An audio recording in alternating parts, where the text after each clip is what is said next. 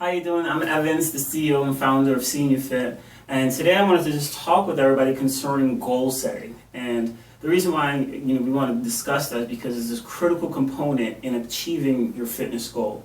As we always talk about, there are several different people that fall within our client base of people that we're able to help.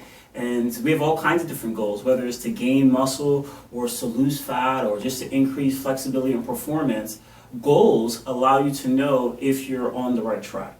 The way I was always taught is that a man without a goal is like a ship without a rudder. You always end up on the rocks. So we need something to guide us to know, are we going to accomplish, are we on track to accomplish those goals? Hence the reason why we do body composition analysis at a minimum on a monthly basis to see if we're on track. So when we look at goals, the traditional method is very outcome based, meaning you figure out what do you want, and you figure out when do you want it. And then there's a pattern we call smart goal setting to help you identify, am I structuring this goal properly? So a couple of things that we always look at in the traditional method, and I know you may not be able to see this board here, but the first thing is that my goal must be written. I don't know exactly who wrote the study, but they did studies, I think it was either Harvard or Yale, and they said that people who write their goals down have an 85% chance of hitting it, and people who do not write their goals only have a 3% chance. So regardless of what your goal is, it should be written. If it's not written, it's just a hope. My favorite book says, write the vision and make it plain. So we definitely want to write down our goals. The second good thing that we look at is that it should be specific and measurable.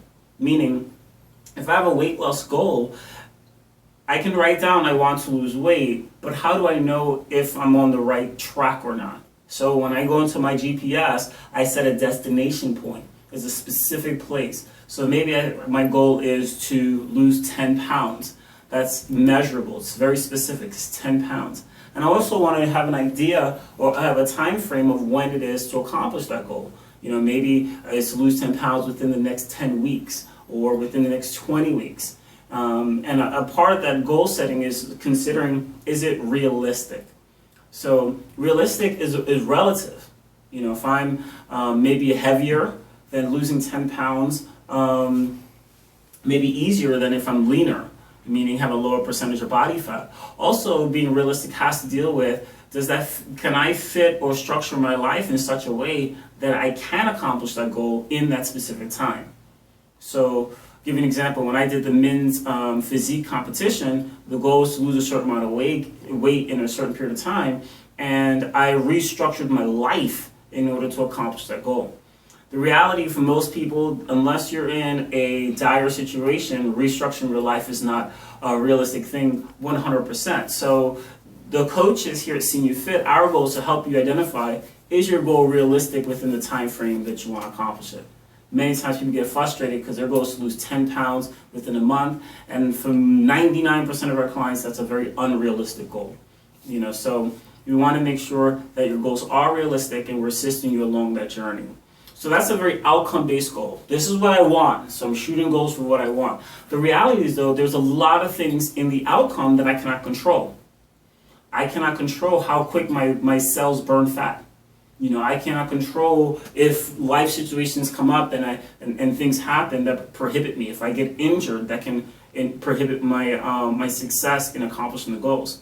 So what we recommend is, in addition to these outcome-based goals, is to develop behavior-based goals.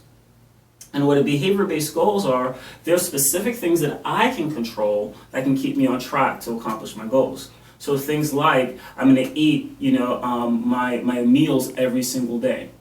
I'm only going to take my free meals when scheduled.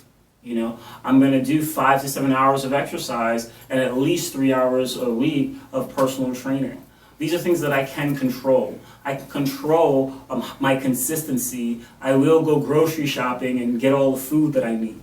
I will do my cardio if that's a part of my prescription. These are things, again, that I can control. So what I recommend you do over the course of this month is identify what is your goals maybe over the next 10, 12 weeks, maybe over the next 3 months, or going into the end of the year. What are your goals? And then identify what are the things that you can control. And you realize that there's a large amount of things that you can control, and if you develop consistency with the things that you can control, you may hit your goal. The probability is very, very high. Maybe not always at the exact time frame, but the habit will be put in place that you'll be able to accomplish their goal. So again, we have our outcome-based goals. Those are the things that I want when I want it. And it is very wise to write those things down. The traditional method works. We're just saying add another caveat, which is what are the things that I can do, I can control. Can I get my veggies in? Am I taking my multivitamins? Am I doing the things that I need to do on a consistent basis to accomplish my fitness goals?